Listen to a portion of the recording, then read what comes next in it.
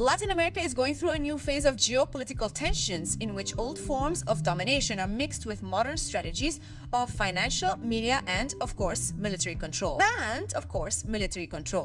From the coast of the Colombian Caribbean to the mobilized Straits of Quito, which are still ongoing, or Buenos Aires, Argentina, people are facing the consequences of an interventionism that disguises itself as cooperation and free market.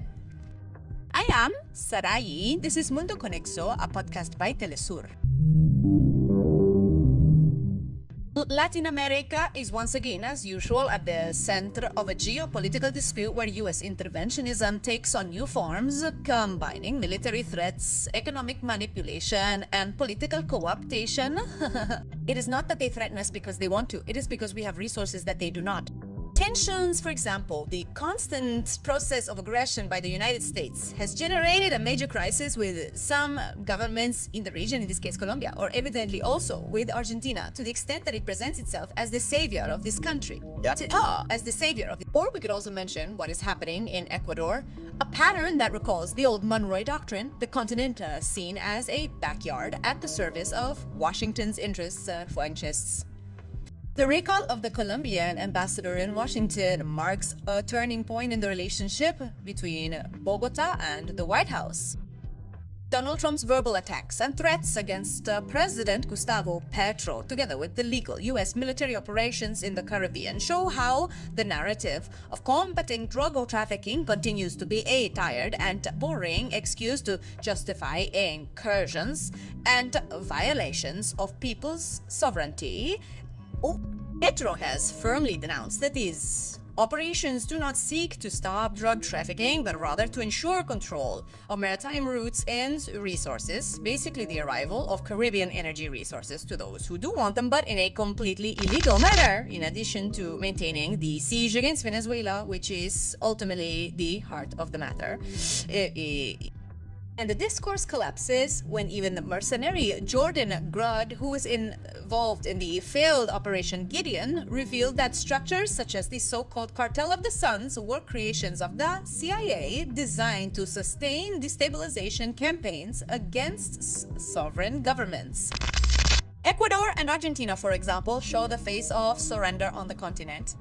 Bonquinaye, for example, leads a national uprising against the neoliberal measures of President Daniel Noboa imposed under international prescriptions and organizations, and with the tacit support of Washington. The elimination of the diesel subsidy, a measure that makes life more expensive for rural and peasant communities, essentially responds to the logic of structural adjustment dictated by the International Monetary Fund and the interests of the financial elites. Far from addressing popular demands, the government has responded with repression and militarization, trying to divide the movement while the indigenous movement remains firm, rejecting partial agreements that do not include them. The resistance, however, remains firm. The fight for economic sovereignty and respect for indigenous peoples continues to be a central theme of the mobilization.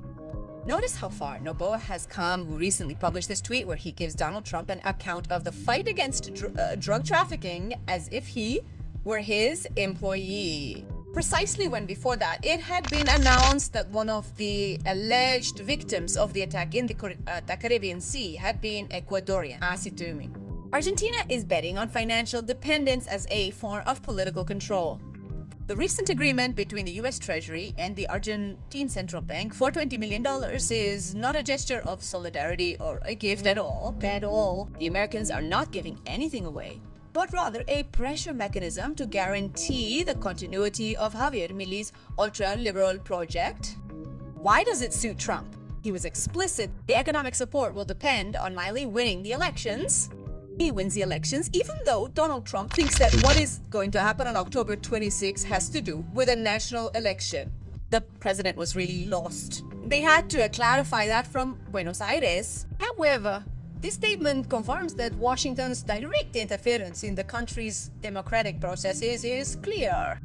The supposed financial rescue in the form of SWAT and currency perpetuates the country's structural dependence on its monetary policy, the monetary policy of the United States, and the export groups allied with the power On the other hand, Petro is trying to break with U.S. tutelage. Nova and Miley are deepening this dependence through inter-American policies that prioritize the global market over social rights.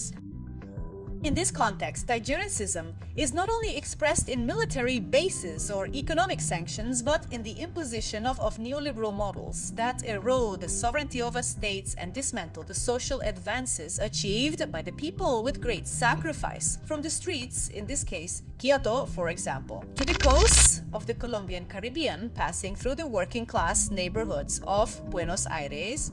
The peoples of America continue to resist, as they always have and will do. Faced with the new imperialist offensive disguised as cooperation and economic aid, a renewed consciousness is emerging. Sovereignty is not something to beg for. It is defended in the streets, in culture, and in the historical memory of our peoples. How long will Latin America continue to allow its destiny to be decided outside its borders? Perhaps the time has come for the peoples of the South to take up the floor and transform history not as a backyard for power, but as a territory of dignity and self-determination. And if you ask me how things are in Venezuela, I can tell you that we woke up this week with 2 new saints. I am Sarai. This was Mundo Conexo, a Telesur podcast.